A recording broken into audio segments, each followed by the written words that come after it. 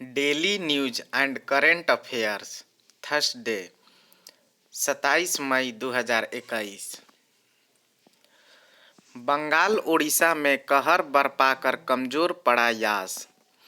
ओडिशा और बंगाल के तटीय इलाकों में कहर बरपाने के बाद चक्रवात यास कमजोर पड़ने लगा है। अति गंभीर से गंभीर श्रेणी के चक्रवात में परिवर्तित होकर यास झारखंड की तरफ बढ़ गया। बुधवार सुबह करीब 9:15 बजे उड़ीसा के भद्रक जिले के धामरा में चक्रवात यास तट से टकराया। लैंडफॉल तट से टकराना करीब 4.5 घंटे तक चला और इस दौरान हवा की गति 130 से 145 किलोमीटर प्रति घंटा रही। बालासोर और भद्रक जिले के कई गांवों में समुद्र का पानी भर गया। यही स्थिति बंगाल के तटीय इलाकों की रही, जहां पर्यटन स्थल दीघा में समुद्र का पानी घुस गया। गंगा सागर का विख्यात कपिल मुनि मंदिर परिसर भी जलमग्न हो गया। पूर्व व पश्चिम मेदिनीपुर और दक्षिण 24 परगना जिले के कई गांवों में पानी घुसने से बाढ़ जैसे हालात हो गए हैं। खेतों में समुद्र का लवण युक्त पानी घुसने से तैयार फसलें नष्ट हो गई हैं। नेक्स्ट, यह होता है चक्रवात का लैंडफॉल। समुद्र में उत्पन्न चक्रवात जब तटीय हिस्से में पहुंचता है तो उसे लैंडफॉल कहा जाता है। चक्रवात एंटी क्लॉक डायरेक्शन यानी घड़ी के विपरीत में घूमता है। तट को छूने के समय प्रचंड गति से हवा चलती है। लैंडफॉल के बाद धीरे धीरे इसकी तीव्रता कम होने लगती है और यह वापस डिप्रेशन में बदलकर खत्म हो जाता है। नेक्स्ट, वैक्सीन की 20 करोड़ डोज देने वाला भारत दूसरा देश। भारत से ज़्यादा सिर्फ अमेरिका में दी गई है कोरोना रोधी वैक्सीन की 29 करोड़ डोज। नेक्स्ट, डोमिनिका में पकड़ा गया भगोड़ा कारोबारी मेहुल चौकसी। नेक्स्ट, माल्या को नहीं मिली कोर्ट के पास जमा राशि के इस्तेमाल की इजाज़त। नेक्स्ट, नए आईटी नियमों को व्हाट्सएप ने दी चुनौती। फेसबुक के स्वामित्व वाले व्हाट्सएप ने केंद्र सरकार की तरफ से डिजिटल मीडिया के लिए बनाए गए आईटी नियमों को चुनौती देते हुए दिल्ली हाई कोर्ट का दरवाज़ा खटखटाया है। व्हाट्सएप ने कहा है कि 26 मई से लागू हुई नई नीति पर रोक लगाई जाए, क्योंकि इससे उपयोगकर्ता की निजता खत्म हो जाएगी। व्हाट्सएप ने दलील दी कि नई नीति भारतीय संविधान के तहत यूजर्स के निजता के अधिकारों का भी उल्लंघन करती है और इसके तहत मीडिया कंपनियों को उस उपयोगकर्ता की पहचान बतानी होगी जिसने सबसे पहले किसी मैसेज को पोस्ट या शेयर किया हो। केंद्र सरकार ने 25 फरवरी को नई सूचना प्रौद्योगिकी मध्यवर्ती दिशा निर्देश और डिजिटल मीडिया आचार संहिता नियम 2021 की घोषणा की थी, जो 26 मई से ट्विटर, फेसबुक, इंस्टाग्राम और व्हाट्सएप जैसे डिजिटल प्लेटफॉर्म पर लागू हो गई है। व्हाट्सएप ने दलील दी है कि नए नियम उसे मजबूर करते हैं कि वह बताए कि ऐप पर आया कोई मैसेज सबसे पहले कहां से आया था और इससे एंड टू एंड एन्क्रिप्शन की नीति बेमानी हो जाएगी। जबकि कंपनी ने एंड टू एंड एन्क्रिप्शन को यह सुनिश्चित करने के लिए तैयार किया था ताकि दो यूजर के बीच की बात किसी तीसरे को नहीं पता चले। इसके साथ ही कंपनी को अरबों मैसेज के डाटा का भंडारण करने के लिए मजबूर होना पड़ेगा। ऐसे में नए नियमों को निरस्त किया जाए। नेक्स्ट, अब नेशनल हेडलाइंस। टीम इंडिया बनकर काम करना होगा, केजरीवाल। एयर स्ट्राइक का सबूत मांगने वाले फिर पाकिस्तान का नाम ले रहे, संबित पात्रा। राहत, रैपिड टेस्ट में बंदरों में नहीं मिला कोरोना संक्रमण। नेक्स्ट, दूसरी लहर में 60 दिन बाद संक्रमण दर 2% से कम।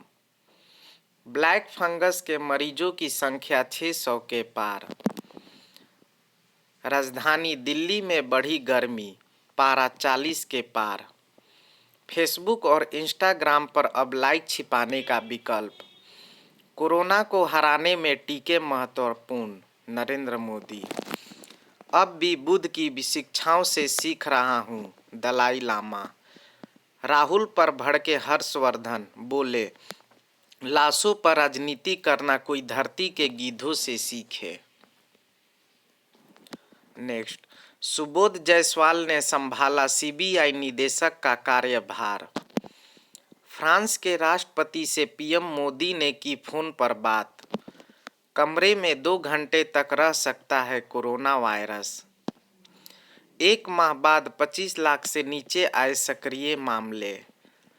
बेअसर रहा कृषि सुधार कानून विरोधी प्रदर्शन। अब बिजनेस की खबर। सेंसेक्स फिर 51,000। कोरोना संक्रमण में आ रही तेज गिरावट से इकोनॉमी में जल्द सुधार की उम्मीदों का शेयर बाजार पर सकारात्मक असर दिखने लगा है। टेक्नोलॉजी, फाइनेंस और ऑटो सेक्टर के शेयरों में हुई जबरदस्त खरीदारी के दम पर बीएसई के 30 शेयरों वाले सेंसेक्स ने बुधवार को एक बार फिर 51,000 का स्तर पार कर लिया। इस वर्ष 10 मार्च को बीएसई सेंसेक्स ने 51,000 का स्तर पार किया था। एशिया के अन्य बाजारों में दिख रही मजबूती से भी घरेलू निवेशकों का मनोबल मजबूत हुआ। इसी का नतीजा था कि अपेक्षाकृत सुस्त शुरुआत करने वाला सेंसेक्स आखिर में 379.99 अंक यानी 0.75% चढ़कर 51,017.52 पर स्थिर हुआ। नेशनल स्टॉक एक्सचेंज एनएसई के 50 शेयरों वाले निफ्टी में भी बुधवार को 93 अंक यानी 0.17% का उछाल आया और यह 15,301.45 पर बंद हुआ। नेक्स्ट, जीएसटी काउंसिल ने बनाए 2 मंत्री समूह। जीएसटी काउंसिल ने इस सप्ताह शुक्रवार को अपनी 43वीं बैठक से पहले 2 महत्वपूर्ण मंत्री समूहों का गठन किया है। इसमें एक समूह ओडिशा के वित्त मंत्री निरंजन पुजारी की अध्यक्षता में गठित किया गया है। यह मंत्री समूह पान मसाला, गुटखा, ईंट निर्माण जैसे सेक्टरों की कंपनियों पर उनकी उत्पादन क्षमता के आधार पर जीएसटी दर लगाने के प्रस्ताव पर विचार करेगा। यह समूह मोटे तौर पर उन सेक्टरों के लिए जीएसटी की मौजूदा व्यवस्था में बदलाव के विकल्प पर विचार करेगा जिनमें जीएसटी अदायगी को लेकर सबसे ज़्यादा गड़बड़ी होने की शिकायत आती है। इस समूह को 6 माह में अपनी रिपोर्ट देने को कहा गया है। दूसरा समूह गुजरात के वित्त मंत्री नितिन पटेल की अध्यक्षता में गठित किया गया है। यह समूह देश में ऑनलाइन गेमिंग व कैसीनो की सेवाओं का मूल्यांकन करने, उसी हिसाब से उन पर टैक्स की दर निर्धारित करने और इसके लिए जरूरी कानूनी संशोधनों करने के बारे में अपने सुझाव देगा। देश में ऑनलाइन गेमिंग का तेजी से प्रसार हो रहा है, लेकिन सरकार के पास ऐसी कोई कानूनी व्यवस्था नहीं है जिससे इनकी सेवाओं का स्पष्ट तौर पर मूल्यांकन हो सके। इस तरह की सेवाओं पर वैसे अभी 18% का जीएसटी लागू है, लेकिन कई एजेंसियों का मानना है कि अगर इन सेवाओं के लिए जीएसटी की नई मूल्यांकन व्यवस्था हो तो राजस्व में भारी वृद्धि हो सकती है। Next, business headlines. मुद्रा योजना के तहत बैंकों ने बांटे 15 लाख करोड़ रुपए। मुद्रा योजना क्या है? अगर आप भी अपना कारोबार स्मॉल बिजनेस शुरू करने के लिए पूंजी की समस्या का सामना कर रहे हैं तो कारोबार आगे बढ़ाना चाहते हैं तो आप प्रधानमंत्री मुद्रा योजना के तहत 10 लाख रुपए तक के लोन के लिए आवेदन कर सकते हैं, अपने सपने को साकार कर सकते हैं। पीएफआरडीएफ का पेंशन फंड आकार 6 लाख करोड़ के पार। अब समझेंगे पीएफआरडीए क्या है।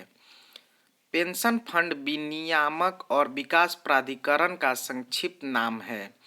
पेंशन फंड नियामक और विकास प्राधिकरण एक पेंशन नियामक प्राधिकरण है जिसे भारत सरकार द्वारा 23 अगस्त 2003 को स्थापित किया गया था। पीएफआरडीए वित्त मंत्रालय वित्तीय सेवा विभाग के अधिकार क्षेत्र में आता है। पीएफआरडीए पेंशन उद्देश्य का निधि की स्थापना, विकास और विनियमन करके वृद्धा अवस्था की आय सुरक्षा को बढ़ावा देना है और पेंशन फंडों की योजनाओं और संबंधित मामलों की योजनाओं में ग्राहकों के हितों की रक्षा करता है। नेक्स्ट, लजीज रेड स्नैपर मछली का अब तालाबों में हो सकेगा उत्पादन। चेन्नई स्थित central institute of brackishwater aquaculture CIBA ने पौष्टिकता से भरपूर मछली रेड स्नैपर लुटजानस मार्गेटेमेकलाटस के बीजाणुओं से उत्पादन की तकनीक विकसित कर ली है। CIBA ने कहा है कि इस मछली की देश में बहुत ज़्यादा मांग है। इसको कम खारे पानी वाले तालाबों और अन्य छोटे जलाशयों में आसानी से पैदा किया जा सकेगा। अपने मांस की मात्रा, उसके स्वाद और उसकी पौष्टिकता की गुणवत्ता के चलते इस मछली की दुनिया में अलग पहचान है। उसी के लिहाज से इसका अलग बाजार भी है। भारत में इसका बाजार मूल्य 400 रुपये से 600 रुपये प्रति किलोग्राम है। तमिलनाडु में इस मछली को सेपिली कहते हैं तो केरल में चेम्बिली। CIBA ने पाया कि छोटे जलाशयों में भी यह मछली बड़ी तेजी से आकार में वृद्धि करती है। यह कृत्रिम भोजन को भी आसानी से ग्रहण कर लेती है। भारतीय जलवायु में इसे अपनी वृद्धि करने में कोई कठिनाई नहीं होती है। 6 महीने से भी कम समय में यह 500 ग्राम वजन तक की हो सकती है। नेक्स्ट, 1300 वर्ष पुराने मंदिर का होगा संरक्षण। भारतीय पुरातत्व सर्वेक्षण ASI ने तमिलनाडु के कांचीपुरम स्थित 1300 वर्ष पुराने कैलाशनाथ मंदिर के संरक्षण के लिए भारतीय प्रौद्योगिकी संस्थान IIT मद्रास के विशेषज्ञों की मदद लेने की योजना तैयार की है। यह मंदिर यूनेस्को की विश्व विरासत की संभावित सूची में भी शामिल है। ASI अधिकारियों के अनुसार विस्तृत सर्वे में पाया गया था कि यह मंदिर 7वीं शताब्दी के अंत अथवा 8वीं शताब्दी के प्रारंभ में बना है। इसके भित्ति चित्र धुंधले होते जा रहे हैं। रासायनिक उपायों के जरिए भी मंदिर के नुकसान को रोकना मुश्किल हो रहा है। वेदवती नदी तट पर स्थित भगवान शिव के इस मंदिर का निर्माण पल्लव राजा सिम्हा ने किया था, जिन्हें नरसिंह वर्मन द्वितीय के रूप में भी जाना जाता है। अब अंतर्राष्ट्रीय खबर। हाइड्रोजन ऊर्जा से दमका एफिल टावर। पेरिस में स्थित विश्व प्रसिद्ध एफिल टावर को पहली बार हाइड्रोजन ऊर्जा से रोशन किया गया।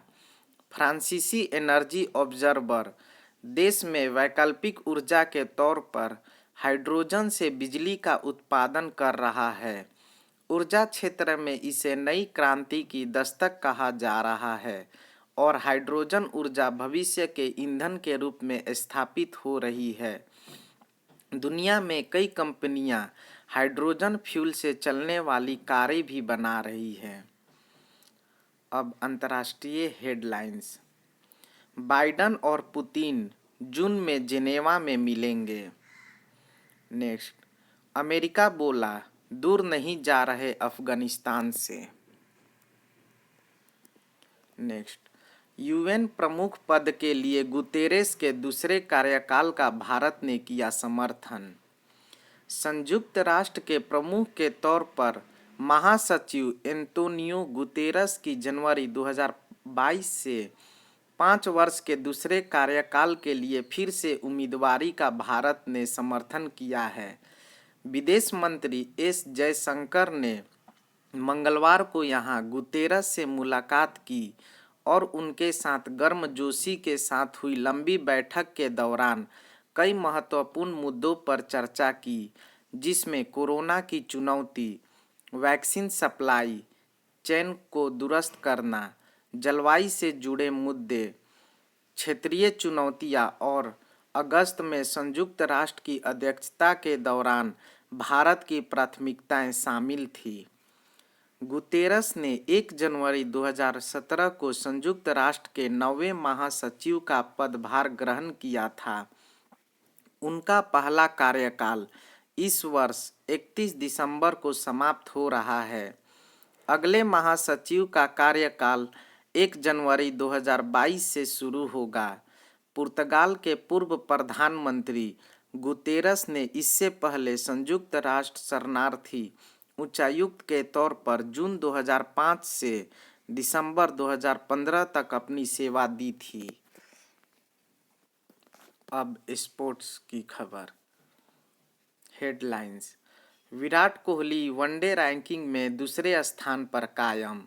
नेक्स्ट, ओलंपिक रद्द हुए तो जापान को 1237 अरब का होगा नुकसान। आईपीएल के बचे हुए सत्र को कराने में भी हैं कई चुनौतियां।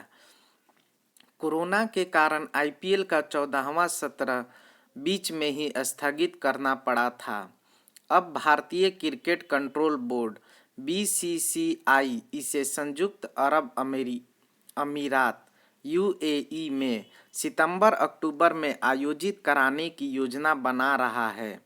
हालांकि कुछ ऐसे चीजें हैं जिससे पार पाना बीसीसीआई के लिए आसान नहीं होगा, जैसे पुरुषों का टी20 विश्व कप।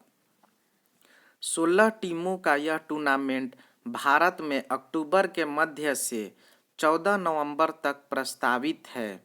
हालांकि भारत में कोरोना की स्थिति नहीं है और इसके भी बीसीसीआई की मेजबानी में यूएई में ही आयोजित होने की संभावना है।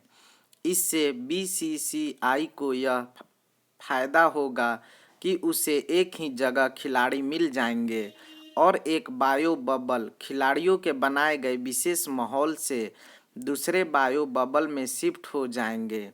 हालांकि इससे दुबई, अबू धाबी और शारजाह की पिचों की तैयार कराना बड़ी चुनौती होगी। दूसरी चुनौती, सीपीएल से टकराव। कैरेबियन प्रीमियर लीग का आगामी सत्र 28 अगस्त से 29 तक चलेगा। वेस्ट इंडीज के क्रिकेटरों की आईपीएल में मांग बहुत अधिक है। नेक्स्ट खबर, सागर हत्याकांड में ओलंपियन सुशील के 4 और साथी गिरफ्तार। आज की खबर लगभग समाप्त हुई।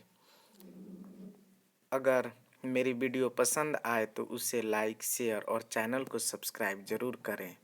धन्यवाद।